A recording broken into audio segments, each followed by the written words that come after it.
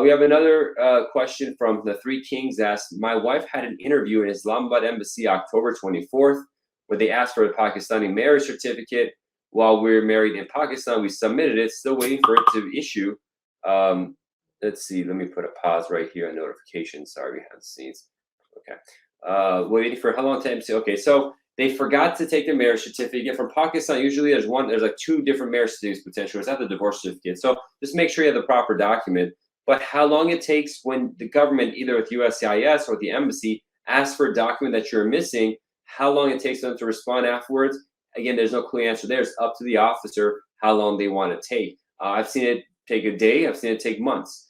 So it's all over the place, and that's why you want to have everything together as good as possible to avoid these kind of issues from happening.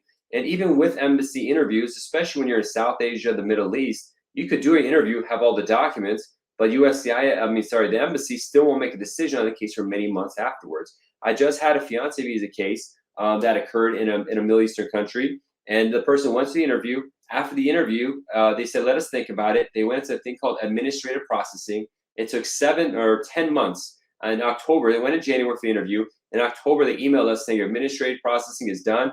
Come and do a new medical checkup, because it took so long, more than 6 months. The medical that they had done expired. They have to get a new one. They do a medical checkup, give their passport to the embassy, and the embassy took 3.5 weeks to give the passport back. That's unheard of. Usually it takes 5 days or something like that. A lot, 2 weeks. And this person, it was an Iranian case. Iran doesn't have U.S. embassies within it. The person has to travel to another country and stay there while this process is happening. They expected us, listen, this embassy takes a while. It takes them 2 weeks. They took 2 weeks worth of money for hotels, stuff like that. 2 weeks go by, another week goes by, another couple days go by. It's very frustrating, very expensive, and very stressful, but they eventually issued it. But it just really goes to show that when these timelines, whether it's for citizenship, whether it's a green card at the embassy, whether it's a green card with USCIS, there are no reliable time frames that we can give you. I can give you estimates, but I could be easily wrong. And I frequently am wrong, because every 6 months, the whole immigration journey in the United States for U.S. immigration completely it changes drastically. Whereas we might have cases getting done in 3 months, and tell my clients, oh, we'll get done in a couple months. And from experience for 10 plus years, 10, 15 years of doing this, you got to be cautious about the expectation to give people. And the best expectation to have is, we don't know, just general estimates, but they could all be wrong. Just be mindful of this stuff.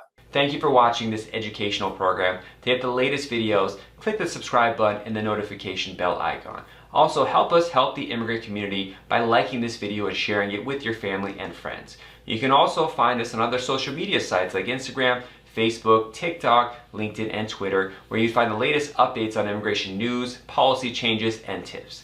Be safe and God bless. See you soon.